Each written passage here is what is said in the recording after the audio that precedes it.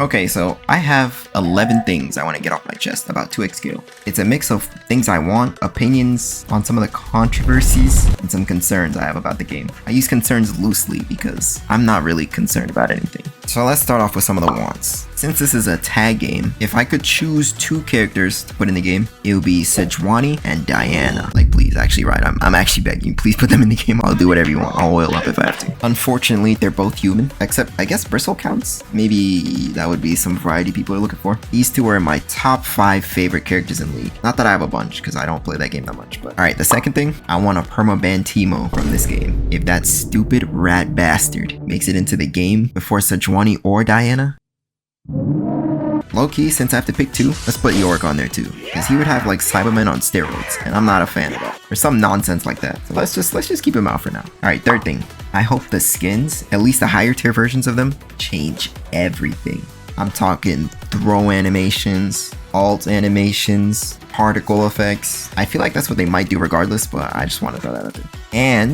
And I hope they take a lot of skins from League, because I genuinely think a lot of them are cool. It's just they can't really show off that well with those shitty little mobile models that they have. That's a lot of lost potential. Thankfully, my favorite skins are borderline guaranteed. All of the Firecracker skins, exquisite. And one more thing about skins, I hope they're fairly priced. I hope it leans more towards League than Valorant pricing wise, because Valorant gets kind of crazy over there. When it comes to monetization, we promise to be respectful of both your time and your wallet. Alright, my fourth and final want, I hope they add some interesting side modes or mini games. I feel like side modes is easy to do, and that's borderline guaranteed. Something like an obstacle course. Like they have a few options, they could figure something out. Alright, moving to cons. I would say most of the supers have been pretty lackluster. Aside from Alawi's, which is absolutely, ooh, bro, that super is so good. It kind of reminds me of the fight Toji had with the Gon. Like, hold on, look, just look at this.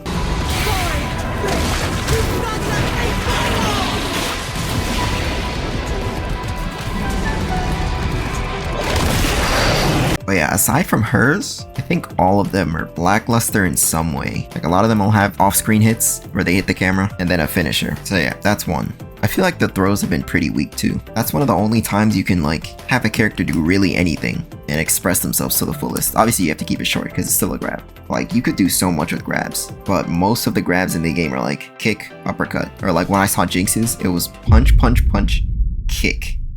And she has all those tools on her. Like, things could be a bit cooler looking. Some of them are good though, but like, it's 1 out of the 2 for most of them, if they even have 1. But I'm not worried about these 2, and I'll talk about that later, about why. But the actual only genuine con I have is that the closed beta on September 9th is PC only. This sucks hard.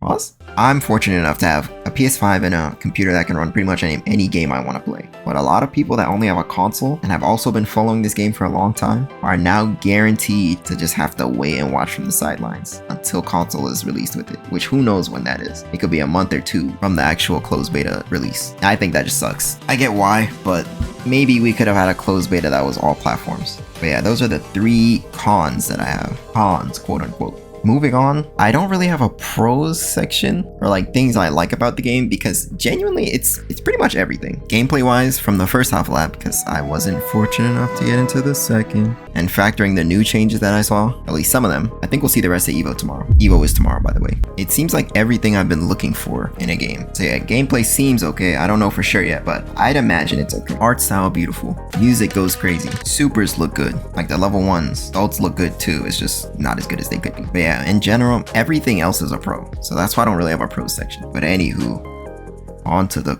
controversies. Since we're on the topic, let's talk about Vi's ult. It's definitely the worst ult so far in the game. I think so. Aside from maybe, this is a hot take, but I think Brahm's super is also very dookie. It's a slideshow that only gets a pass because it's cute and funny. And the work they do with the facial models. But yeah, anyways, I think her ult is the worst. She literally punches the edge of the screen at some point. But it's not a real worry for me because even before they revealed that they did some changes to ults, it was pretty obvious that a lot of these things are placeholders in a way. They'll be updated and upgraded in the future. So even though it looks bad now, I'm not worried about it because it'll definitely change. It just sucks that that was our first impression of her. Alright, next controversy. 10 characters. Now, I'm not gonna deny that that's low.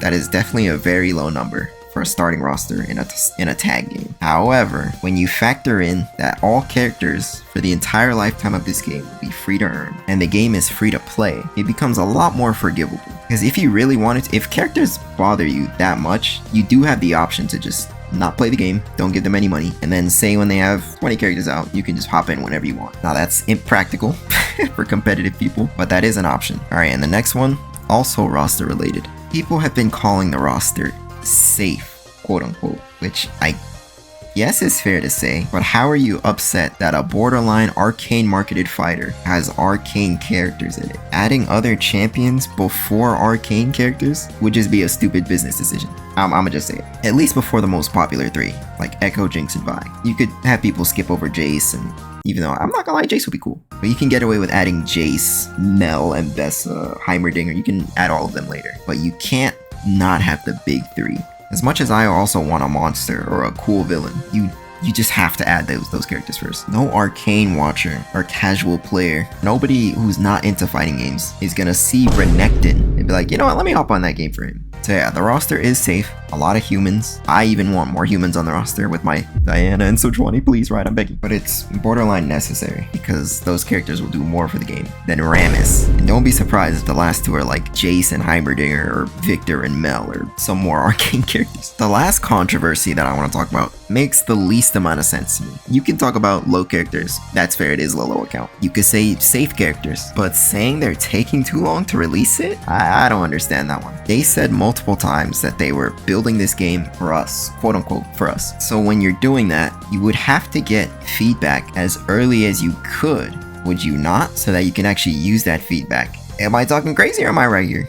So I'm confused why a lot of people, I'm talking about content creators, random people, they're saying it's revealed too early, because the alternative is it releases at the same time.